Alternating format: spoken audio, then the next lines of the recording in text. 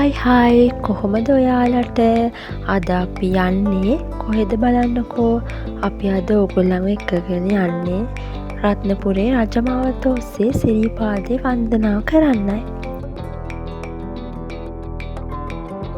ඉතින් අද අපේ ගමන් මාර්ගයේ වැටලා තින්නේ කළුතරේ ඉඳන් රත්නපුරේට.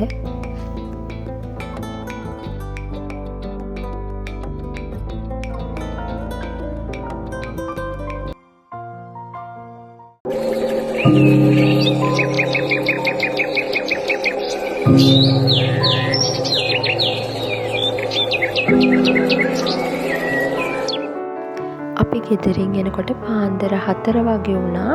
අපි සිරිපාදේ පාමුලට යනකොට 7:00 වගේ වුණා.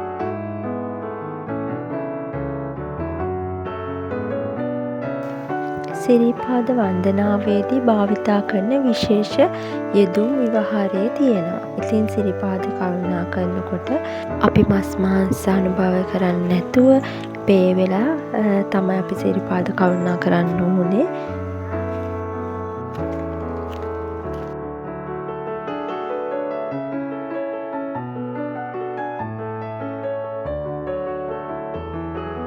දැන් අපි ළඟා වෙලා තියෙන්නේ ලිහිණිහෙළ ගාවට තමයි. ලිහිණිහෙළ පිළිබඳවද විවිධ කතා පුවත් තියෙනවා. ප්‍රසිද්ධියම තියෙන කතා පුවත ලෙස හැඳින්වෙන්නේ ලිහිණි අක්කා නැමැති කාන්තාව දර කඩීමට පැමිණිලා මෙම හෙළට වැටී ඇති බවයි.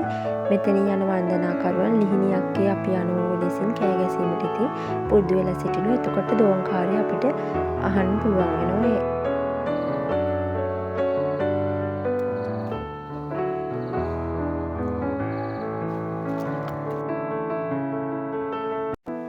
අපි මේ දැන් දකින ස්ථානය හඳුන්වන්නේ කළුගග මූලාරම්භය. කළුගග පටන් ගන්න මෙතනින් කියලා තමයි අපිට දැනගන්න ලැබුණේ. මම ඉතින් ඒ මාර්ගය ඔස්සේ පොඩක් ඇතුළට ගිහින් බැලුවා. අතරම ඒ වතුර පුදුමාකාර සීතලක් තිබුණේ වෙලාවේ. වේදුමත් එක්ක තිබුණ නිසා මේ දවස්වල නම් පායන කාලය නිසා පොඩක් වතුර අඩුයිද වන්දා. මෙතන තමයි අපේ කළුගග පටන් ගන්න.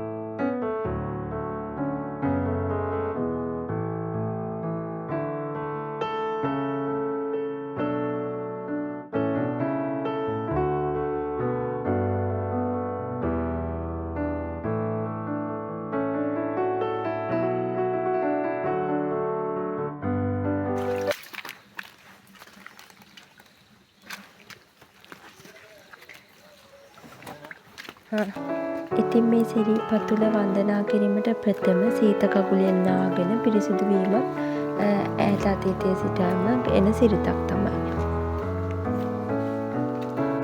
ඉතින් ප්‍රථම වරට සිරිපාද කරුණා කරන කෙනෙක් ගෙත්තම් පානේදී ගෙත්තම් කිරීම සිරිතක් විදියට හඳුන්වනවා.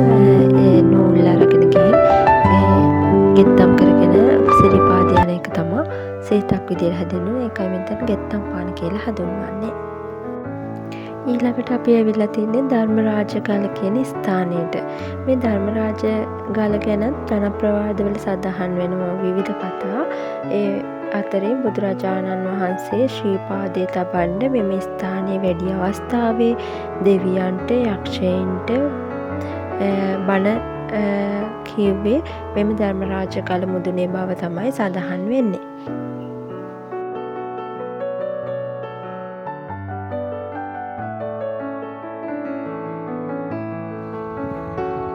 ධර්මරාජ ගල තුල සෙල් ලිපියක් කොටා තිබෙන බවද සඳහන් වෙනවා. දැන් සෙල් ලිපිය පේන්නේ නැහැ. මඩ වලින් වැසී ගිහින් තියෙනවා.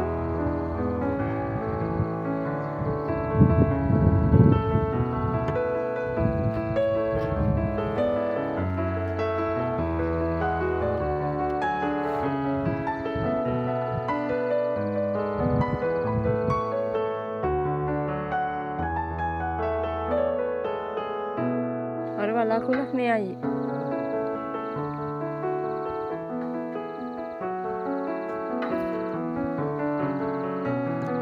මේ පොඩි වෙනවා.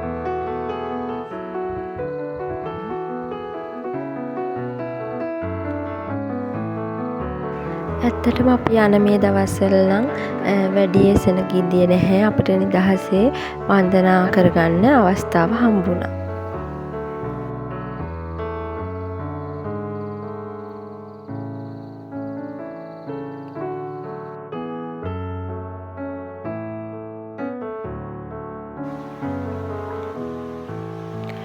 මේ තැනට කියන්නේ හීන් ගගුල කියලා.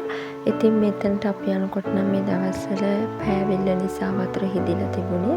මම හිතනවා වැසි කාලෙට නම් හොඳට වතුර පිරෙන්න මේ තැන්වල ඇති කියලා. ඉතින් එතනත් හරි ලස්සන තැනක් තමයි හීන් ගගුල කියන්නේ.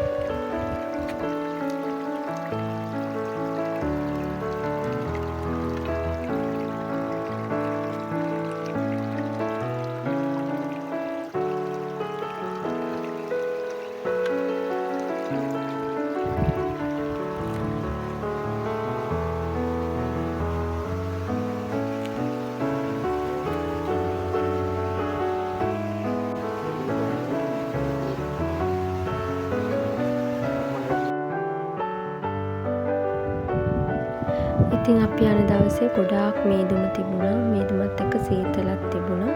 ඈත පෙනෙන කදු වැටි අපිට පේන්නේ නැති තරමටම මේදුම වැහිලා තමයි තිබුණේ. ඒ පරිසරය හරිම ලස්සනයි. අපේ හිතටත් අකරන ගතටත් ඒ සීතලත් ගෙන දුන්නේ හරිම සැහැල්ලුවක්.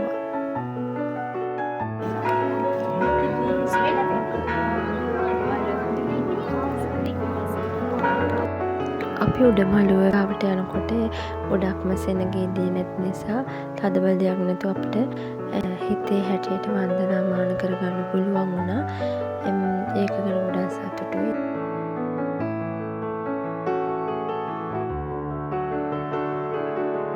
උඩමළුවත් හරිම ලස්සනයි. මේ ඈත මේදුමෙන් වැහිලා තියෙන විදිය හිතට හරිම සැහැල්ලුවක් දැනෙනවා.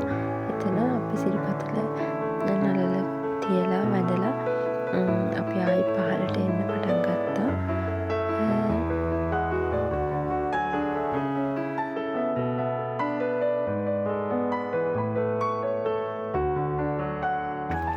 අපි පහළට බහිනකොට ටිකක් රෑ වෙලා තිබුණා.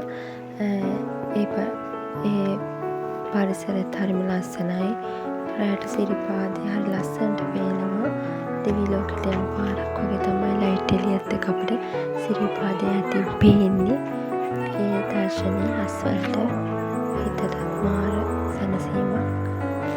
අපේ ඇස් වාසනාවන්ත වෙලා තියෙනවා මේ වගේ ලස්සන දර්ශන ඇත්තටම ඇස් දෙකෙන් දකින්න.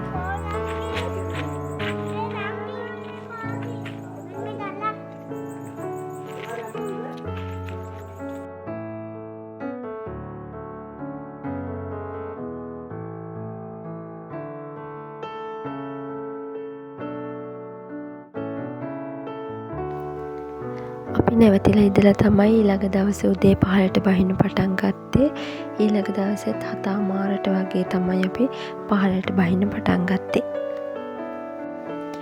අපි සිරිපාද කරුණා කරන්න යනකොටත් එනකොටත් දන්සැල් හම්බුණා.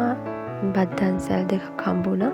ඇත්තටම මේ වගේ දුෂ්කර ගමනක යනකොට දන්සැලක් දෙනවා කියන එකත් හරි අමාරු දෙයක්. ඒ දෙන අයට ගොඩාක් පින් සිද්ධ වෙනවා. ඊළඟට අපි ගෙදර ගේන්න මොන හරි ගන්න.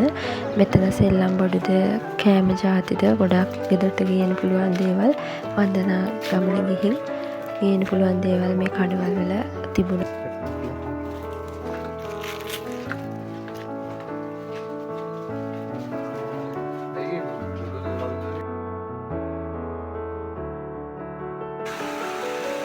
ඊළඟට අපි එනකොට නතර කරා මේ මිනි ඇල්ල ගාව. හරිම ලස්සනයි පරිසරය එතන. මිනි ඇල්ල හරි ලස්සනයි. මේ පායින් දවස්වල නිසාලු මිනි ඇල්ලේ වතුර අඩු. මේ දවස්වල පායන නිසා වතුර අඩු නිසාත් අපිට මේ මිනි ඇල්ල ඇතුළට බැහැලා ෆොටෝ වීඩියෝ කරන්න පුළුවන් වුණා. හරිම ලස්සනයි එතන. හරි නිස්කලංක භාවයක් තිබුණා.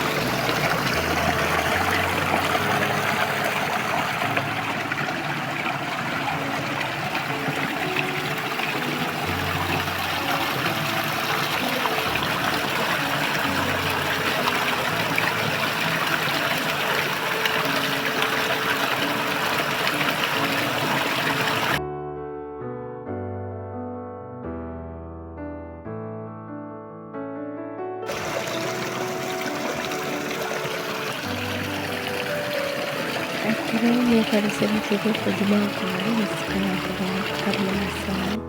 ඇස් දෙකටත් මේ කොළ පාට ගස් කොළන් දකිද්දි පුදුමාකාර සනීපයක් තියෙන්නේ.